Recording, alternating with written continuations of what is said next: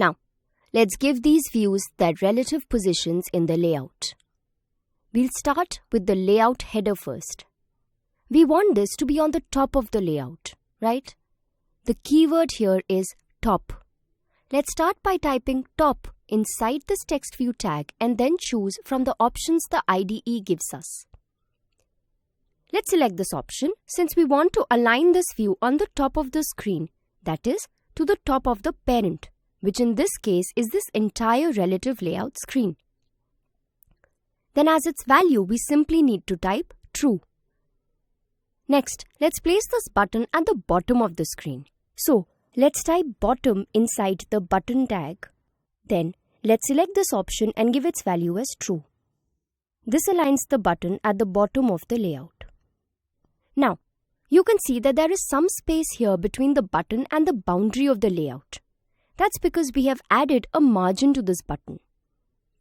Now, if you see here, when we were choosing the options for this alignment, the IDE also suggested this align bottom option. But we do not recommend you to use it since it is always better to align views with respect to the parent. This will maintain consistency across all types of devices. Next, let's place this image at the center of the screen. So we'll type center and then choose this option that will place the image at the center of the parent. We'll give its value as true. We can also go ahead and remove the gravity attribute now since it is only making the code redundant. Next, we want to place this layout subheader below the layout header. So let's type below and choose this option. Now you must have understood that we will have to arrange this view with respect to the text layout header view. So in the value here, we will add the ID of the view below which we want to place this view. Since we want to place it below the heading, let's choose the ID for the heading here, that is TXT layout header. Now let's do the same for this edit text view. We'll place it below this subheading. So we type below and select this option. Now for the value, we give the ID for the subheading, which is this.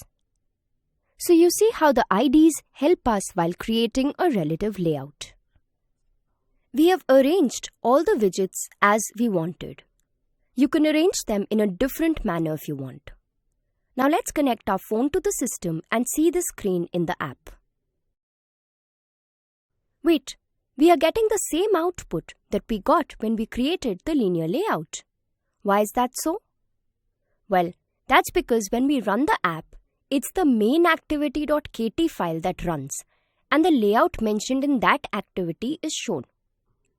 So let's go to the file, and here as you can see, the name of the file which had the linear layout is written here.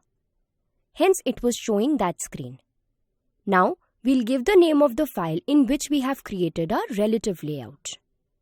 If you can see, all these changes are done inside the onCreate function. Now, let's run the app again. Yes, we get the relative layout screen now. So that was all for this video. We have successfully created our first relative layout. Click Next whenever you are ready.